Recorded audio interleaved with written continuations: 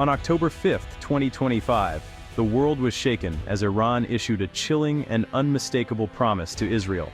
The statement, delivered with unwavering resolve by top Iranian officials, sent shockwaves through diplomatic circles and global newsrooms alike. Iran's leaders declared that there would be no limits, no boundaries, on their future missile strikes if provoked. This was not just a warning. It was a declaration that the rules of engagement in the Middle East had fundamentally changed. The world watched in apprehension as footage of Iranian missile launches filled the airwaves, each launch a stark reminder of the country's growing military capabilities. Iran's message was clear: any perceived aggression would be met with a response of unprecedented scale and intensity.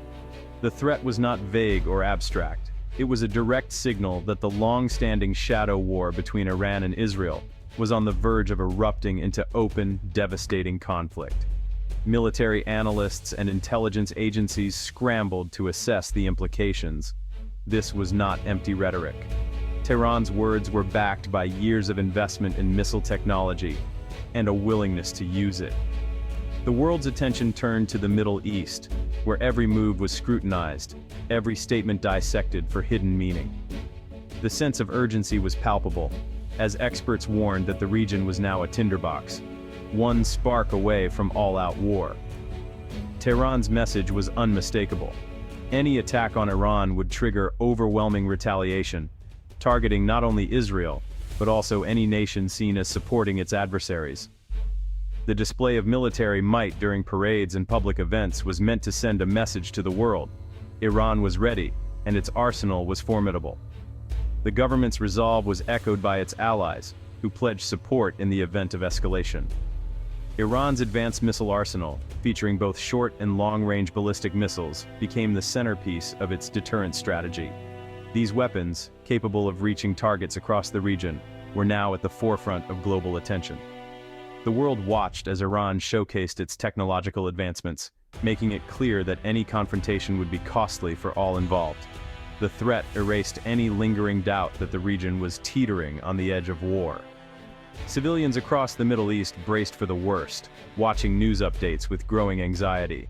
The sense of fear and uncertainty spread far beyond the borders of Iran and Israel, as people everywhere wondered how far the conflict might spiral. International observers and diplomats rushed to respond, convening emergency meetings and issuing urgent calls for restraint. The United Nations Security Council gathered in a tense session, with world leaders warning that a single miscalculation could ignite a conflict with devastating, far-reaching consequences. The stakes had never been higher. Iran's open declaration fundamentally shifted the balance of power in the region. The prospect of war was no longer a distant possibility. It was now a terrifying reality looming over the world. Defense experts warned that the consequences of such a conflict would be catastrophic, not just for the Middle East, but for global stability. As military forces mobilized and diplomatic channels buzzed with activity, it became clear. The countdown to confrontation had begun. The world held its breath, hoping that cooler heads would prevail before it was too late. The collapse of the Iran nuclear deal, known as the Joint Comprehensive Plan of Action, or JCPOA, marked a turning point in the region's fragile stability. Once hailed as a diplomatic breakthrough, the agreement had offered hope for a peaceful resolution to the long-standing tensions over Iran's nuclear ambitions. But as the deal unraveled, the sense of optimism quickly faded, replaced by uncertainty and suspicion. When the United States abruptly withdrew from the agreement in 2018, it sent shockwaves through the international community. Trust between Iran and the West evaporated almost overnight. Hardliners on both sides seized the moment, using the collapse to justify more aggressive policies. In Washington, calls for maximum pressure grew louder, while in Tehran, leaders vowed to resist foreign interference at any cost. Israel's deep-seated fears of a nuclear-armed Iran resurfaced with renewed urgency. The Israeli government began ramping up military preparations, warning that it would not tolerate a nuclear Iran. Meanwhile, Tehran responded by accelerating its nuclear program and showcasing its growing missile capabilities, determined to project strength and deter any potential attack. As diplomatic channels broke down, a shadowy conflict emerged. Covert operations, sabotage missions, and high-profile assassinations became the new normal across the Middle East. Each side sought to undermine the other, fueling a cycle of mistrust and retaliation that spilled across borders. Missile strikes and retaliatory attacks followed, each incident escalating tensions further. The world watched as both nations edged closer to open warfare, with every strike and counterstrike making the prospect of a wider conflict more likely. European diplomats scrambled to salvage what remained of the nuclear deal, hoping to prevent a total collapse. Despite their efforts, without the backing of the United States, negotiations faltered and ultimately failed, leaving the region with few diplomatic options. The shadow war between Iran and Israel intensified, with both sides engaging in military buildups and covert operations. The path to confrontation was now wide open, as the risk of miscalculation or accidental escalation loomed ever larger. Across the Middle East, nations braced for the inevitable clash. Troops were put on high alert, and the world held its breath, knowing that the next move could ignite a conflict with far-reaching consequences. The Israel-Iran conflict played out through proxies like Hezbollah and Hamas. Backed by Iran, Hezbollah's arsenal threatened Israeli cities, while Hamas's attacks from Gaza escalated tensions. Israel responded with airstrikes, and a doctrine holding Iran responsible for its proxies' actions. The cycle of attack and retaliation turned Lebanon, Gaza, and Syria into battlegrounds. Iran's strategy bleed Israel through asymmetric warfare, avoiding direct confrontation. Israel's response: strike Iranian assets wherever they appeared.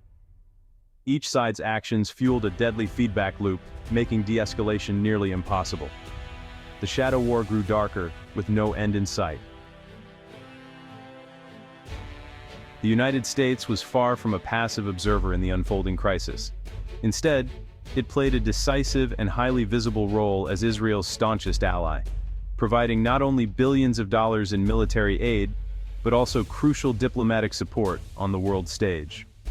American officials worked closely with their Israeli counterparts, ensuring a steady flow of advanced weaponry, intelligence sharing, and logistical backing.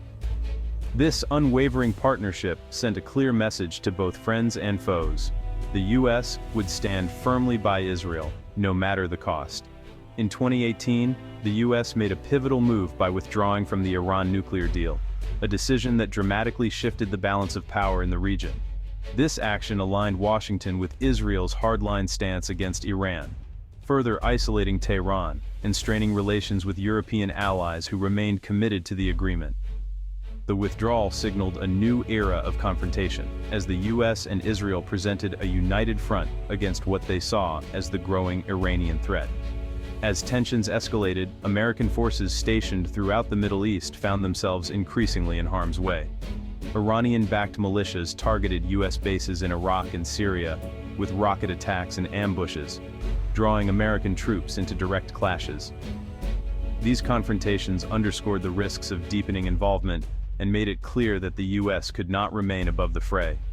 The U.S. role shifted dramatically, from a potential mediator seeking to ease tensions to an active participant in the conflict.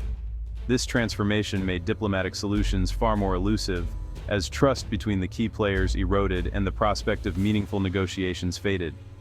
The situation reached a critical point when U.S. forces, in coordination with Israel, launched direct strikes on Iranian nuclear facilities. These high-stakes operations marked the ultimate escalation, signaling that the U.S. was willing to use its military might to prevent Iran from advancing its nuclear ambitions. This bold and direct attack crossed a significant red line for Iran. In response, Tehran unleashed a wave of retaliatory strikes, targeting both Israeli cities and American military assets across the region. The conflict had now entered a dangerous new phase, with both sides suffering heavy losses. What began as a regional confrontation quickly spiraled into a global crisis, with the United States at its very center. The deployment of U.S. aircraft carrier groups and the mobilization of allied forces underscored the worldwide implications of the conflict.